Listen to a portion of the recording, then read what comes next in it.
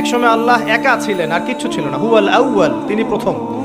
এরপর আল্লাহ পাক কি করলেন? মহাবিশ্ব সৃষ্টি করলেন। তবে তার আগে আরেকটা কাজ করেছেন আল্লাহ পাক। আল্লাহ পাক কলম সৃষ্টি করেছেন। কি করেছেন? কলম। মনে রাখবেন এই কথাটা, আল্লাহ পাক কলম সৃষ্টি করেছেন। এবং কলম সৃষ্টি করে আল্লাহ পাক বলেছেন, উক্তুব, তুমি লিখো। এটা কিরকম কলম আল্লাহ ভালো জানেন, আমরা জানি না। আমরা বিশ্বাস করি, কারণ আমরা গায়েবে বিশ্বাস করি।